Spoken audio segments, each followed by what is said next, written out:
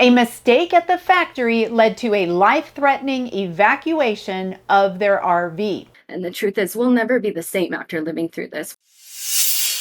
Hi, I'm Liz. I help people trapped in an RV nightmare. This channel is dedicated to waking up the RV industry so they'll take care of their customers.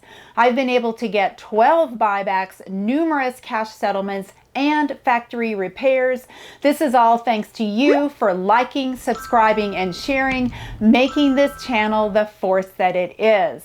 Today is a Kleenex day and also my very first Camping World case. Watch how mistakes made at the factory and the dealership put Grant and Kalei in danger. And I'll have Keystone and Camping World's response later in the video.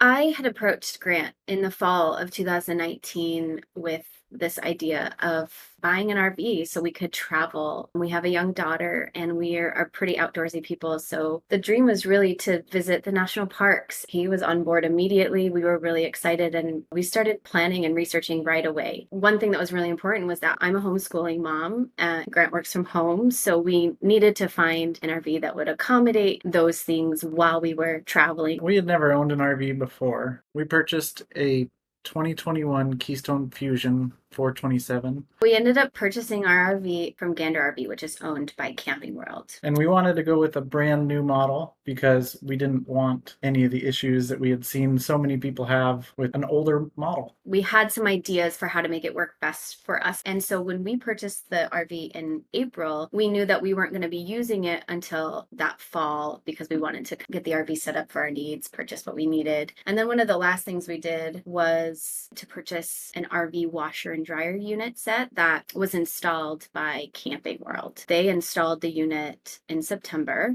and we got the unit back and used it for the first time in October. Within that first week of using it, we had maybe done 4 or 5 loads of laundry. There was one time where we were just outside and saw water pouring out of the front end. And it was very concerning. Like there was just water pouring out. We went back inside because we knew it had to be something with the washer. Couldn't really see because it's tucked in the closet pretty tight. But we called Camping World right away. It was on a Friday. They sent someone on Monday. He came up and said that the P-trap had been installed upside down from the manufacturer. So the 4 or 5 loads of laundry we didn't drain at all. It was just going all through our floor. And since it was in the closet and it's tucked in there tight, the only place it had to go was out the front end. He was able to reinstall the washing machine after he fixed the P-trap. One of the other things we addressed with him was the shower had been leaking out into the bathroom floor. We showed him and he said, that's completely normal. There's nothing I can do to fix it. Just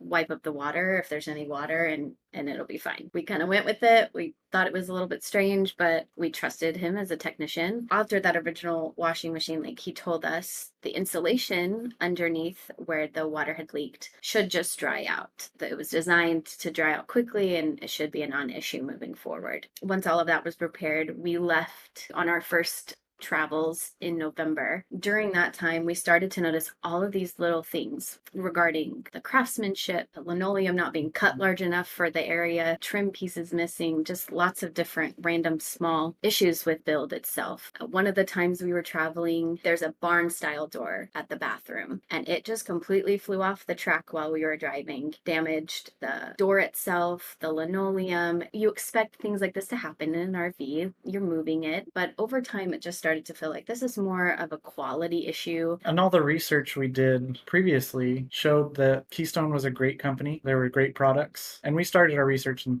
2019, prior to COVID. We had since learned that there were issues with COVID. They were just trying to get units out the door as fast as possible. So we did notice just a lot of things that had gone wrong. But things like the thermostat sensors were switched. So if we wanted the AC in the garage, it had to be based off of the temperature in the main living space and vice versa. 5 months from the original washing machine leak, that insulation that he originally said should have dried out had still not dried out. I talked with Camping World a number of times. Every time I asked about the insulation and just let them know it still hadn't dried out. And they said, well, it's a little bit colder now because it was December. And they're like, it should continue to dry out. Like, just give it some time, wait for it to warm up a little bit. And it never did. I think it was February. I was just putting some laundry away, and I noticed one of my dresses had like a water line halfway up the dress. It was a longer dress, so it was reaching the floor of the closet. So obviously had been absorbing water. When I saw that, I just started pulling things out of the closet and found that the floor was completely saturated, and we were able to see the wall panels were also wet. And then there's a dividing wall panel between the clothing side of the closet and the washing side. There was just so much water damage on that bottom ledge, but we could also see something that looked to us like potentially mold growth. It was obvious to us like the washing machine is leaking again. We took it into the dealership. And at that time, we were just closest to the Camping World in San Antonio. One of the reasons we went with Camping World was because they're national, and we did want to travel. So we wanted something that we could be close to a dealership if we needed to. Fortunately, they were able to get us in the same day for just a quick inspection. They said, yeah, this is still soaked. It's actually soaked because the leak never stopped. It's still slowly leaking. I mean, we were shocked, but also not shocked because the insulation should have dried out. At that point, we were concerned about mold, so we hired a mold inspector. He advised Camping World directly that the water damaged wall panels needed to be replaced. The linoleum and the trim all needed to be replaced. We were also worried about the subfloor because obviously it was waterlogged. Camping World told us they would check for mold and water damage and replace any materials with any signs of either of those issues. They quoted us a week for the repairs. However, 3 days in, they said the work was done and it was ready to be packed up. We were surprised. However, when we showed up, the work was not done at all. Very few of the things that needed to be replaced had been replaced, and what was done was not done well. Most of the water damaged materials were still intact, and not only that, but they left it super dirty, like little bits of trim and things all over the place, and it was just not taken care of properly. We said, like, we're gonna have to stop traveling until all of this can get really taken care of. We had a home base in Tennessee. And we took the RV with us back there, hoping to have the repairs done there. They worked directly with Keystone, and they worked with San Antonio location. The Nashville location required a completely new inspection. Unfortunately, they were saying that there wasn't any water damage and none of the issues really existed that were on the work order that we had in our hands from the San Antonio location. They said, we can't repair any of that because our inspection doesn't show any of it needs to be replaced, even though the water damage was still visible. It was a huge struggle to advocate for those repairs, those outstanding repairs to be made. The service manager in San Antonio recommended to us to contact Camping World corporate, contact them, get them involved. And unfortunately, our experience with corporate was awful. Our case manager was not actively working on our case, not contacting us with any updates. She even closed our case without telling us. We had to ask for it to be reopened because nothing had been done yet. The repairs still had not been made. And in fact, one time when we were talking with her about this, she even hung up on us. We were just not treated well by corporate. So it was really difficult to get help from both locations, from corporate, who we were hoping would be kind of the liaison between the two locations. Once we finally got through that, a work order was completed, and then it took 6 months for them to receive the parts in Nashville to do the repairs. While we were waiting, we did use the RV for 2 short weekend trips over the summer. We just didn't use that bedroom area or the washer dryer. And during those 2 weekend trips, I got really, really ill. I have chronic health issues, multiple conditions, and I'm immunocompromised as well. So we just attributed it to my chronic health issues. And then when we took it in, they gave us a list of everything that they were going to be doing. When we went to pick it up the first time, they had only done about half the things. They didn't replace one of the wall panels that they said they were going to replace. There was trim that they didn't replace either. We pointed this out to them. They did say, yeah, we should have replaced this, and we didn't. We need to order parts. So they ordered those stuff, and it took another 3 weeks. And unfortunately, when we went back to pick it up, things were still just not done properly. And what was done, again, was poor workmanship. They used mismatching pieces of trim. There was new damage, dents and scratches and things in the closets. And there were still things that had not been repaired or replaced properly or at all. It was becoming clear, this job probably isn't going to get done well here at Camping World. And we decided to take the RV back and have these things repaired elsewhere, as long as the washing machine was installed correctly and not leaking, we were like, we'll deal with the rest of this elsewhere. When we did pick it up the second time, on top of all that, I backed the truck up to hook it up and was unable to because the hitch was bent. And it was bent in a way that it wouldn't be able to lock. We asked them about it, and they blamed us for it and told us that we must have done it before we took it there, which was crazy. You couldn't properly hitch it up the way it was bent. But they did have someone come out and beat it with a hammer and straighten it back out. We were ready to travel again. After that, a lot of things went wrong. The washing machine leaked again. This time we actually heard it. We were sitting in the room and we heard it drip. And we looked in the closet and sure enough, there was water all over the floor. Then we found that the toilet was leaking into the bathroom. We had a service tech come out to repair it 2 separate times because it continued to leak after the first time. And what she said she found was that there was an internal leak in the toilet as well as an external leak. So because of that, we have no idea how long the toilet was leaking for. Shortly after we found the toilet leak, I opened the cupboard to underneath the kitchen sink, which shares a wall with the bathrooms. And I noticed that there was just a bunch of water filling up that cupboard under the kitchen sink. Their assumption was that that was coming from that internal toilet leak. It was during this time that I continued to get sicker and sicker and sicker. I had severe abdominal pain. I had difficulties with breathing, a lot of issues in my sinuses, chronic headaches and migraines, very, very low energy. I had a lot of skin issues as well. Severe rashes would develop, again, thinking it was just related to my chronic health issues.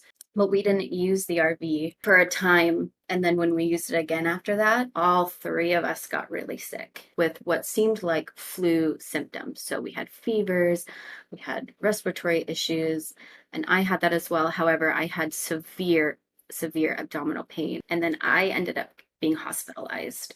After the hospitalization, we went back in the RV and the ceiling leaked in the bedroom. We found a giant puddle on the floor in the morning, and we saw that water was just coming out of the light in the ceiling. It kind of just felt like a snowball, like it was just one leak after another. And then in March of last year, I opened that same cupboard in the kitchen under the sink. I saw what looked like mold growing in the back corner. I initially thought the toilet must still be leaking. However, I saw drips coming from the kitchen sink, the pipes under the kitchen sink. So we immediately hired a mold inspector to come out and test the RV. We had it expedited, got the results the next day, and he called us and he said, "You have extremely elevated levels of Stachybotrys, which is considered the most toxic mold, black mold."